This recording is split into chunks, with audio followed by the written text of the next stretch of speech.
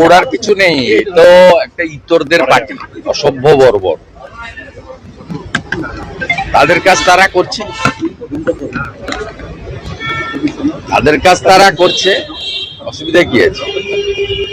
কুকুরের কাজ হচ্ছে মানুষের পায়ে কামড়ানো, মানুষের কাজ তো কুকুরের পায়ে কামড়ানো।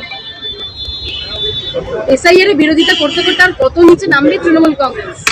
শুধু তৃণমূল কংগ্রেস নয়, সিপিএম ও একটু আগে সুপ্রিম কোর্টের কমেন্ট নিশ্চয়ই পেয়েছেন, বলছে আমাদের তো আরো কাজ আছে, শুধু পশ্চিমবঙ্গ নয়।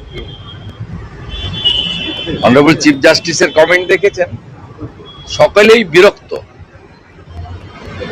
মুখ্যমন্ত্রী, তার সরকার এবং তার দলের আচার আচরণে প্রত্যেকটা মানুষই বিরক্ত। তার অভিব্যক্তি আজকে সুপ্রিম কোর্টের চিফ জাস্টিসের মুখ থেকেও শুনতে পাওয়া গেল।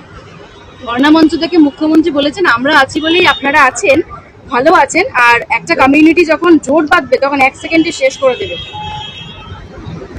উনি মনে হয় জানেন না, উল্টো দিকে থাকা কমিউনিটিটাও জোট বেঁধে ফেলেছে।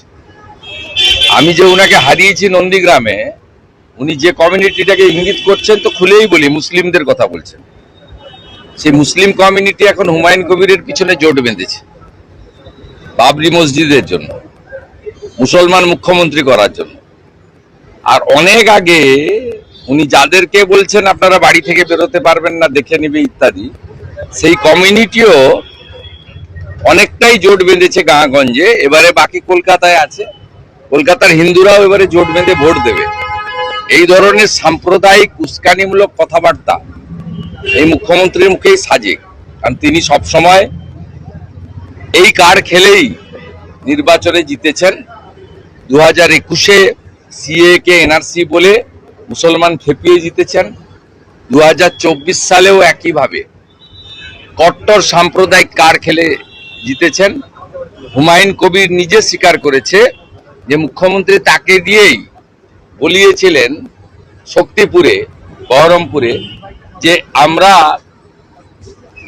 আমরা এখানে 70, অন্যরা 30, চাইলে কেটে ভাগীরথীতে ভাসিয়ে দেবো। উনি বলে স্বীকারই করেছেন, এটা আমার কথা ছিল না, এটা মুখ্যমন্ত্রী আমাকে বলতে বলেছিল ইউসুফ পাঠানকে জেতানোর জন্য। প্রাক্তন ডিজিকে অতিরিক্ত দায়িত্ব দেওয়া হলো, আজকে বৈঠকে গুরু দায়িত্ব পাচ্ছেন ডিজি রাজীব। অত্যন্ত অনৈতিক কিছু কাজ করছেন তিনি। এখন ডিজি নন, অথচ ডিজির বাংলোতে বসে আছেন। 1 নম্বর, ঘাড় ধাক্কা মেরে বের করানো উচিত। দ্বিতীয়, আজকে যখন ওয়েস্টিন হোটেলে উনি যান, উনি এই মুহূর্তে এমপিও নন। বিকেল 3টের পরে যদি সার্টিফিকেট পান তখন এমপি হবেন, তখনও এমপি হবেন না। যতক্ষণ না রাজ্যসভায় ওথ নিচ্ছেন ততক্ষণ এমপি হওয়া যায় না। তাকে আজকে যে ধরনের ধপাধপ করে মমতা পুলিশের লোকরা স্যালুট দিচ্ছিল, আমাকে একজন ভিডিও পাঠিয়েছে, তাতে পুলিশের কতটা অধঃপতন হয়েছে, তারা কতটা আনএথিক্যাল কাজ করছে, কতটা পার্টিতন্ত্রের সঙ্গে নিজেদেরকে মিশিয়ে ফেলেছে, তার প্রকৃষ্ট উদাহরণ। রাষ্ট্রপতি হোক কিংবা জ্ঞানেশ কুমার, পরপর দুটো ঘটনা ঘটে গেল বাংলায়, কিন্তু মুখ্যমন্ত্রী এখনো চুপ করে রয়েছে। মুখ্যমন্ত্রী করাচ্ছেন, চুপ করে থাকবেন কেন? ক্ষমা চাইবেন? উনি ক্ষমা চাইবেন? কোথায় ক্ষমা চাইবেন? কেন ক্ষমা চাইবেন? মুখ্যমন্ত্রী ক্ষমা চাইবেন কেন? এটা তো উনার আজকের নয়।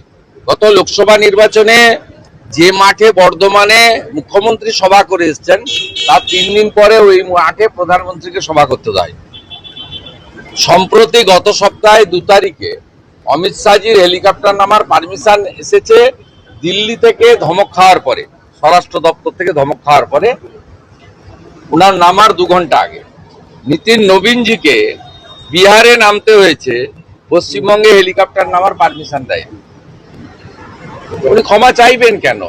এরা তো নয় রাজনৈতিক নেতৃত্ব, যদিও এরা অনেক বড় স্ট্যাটাসের নেতৃত্ব, কিন্তু সাংবিধানিক প্রধানের সঙ্গে যে কাণ্ডটা করা হয়েছে, এই কাণ্ড করার পরে কেন, আমি তো জানতে চাইছি কেন নন্দিনী চক্রবর্তী, ডিজিপি দার্জিলিং এর ডিএম এবং সিপি শিলিগুড়ি, তারা এখনো সাসপেন্ড হন।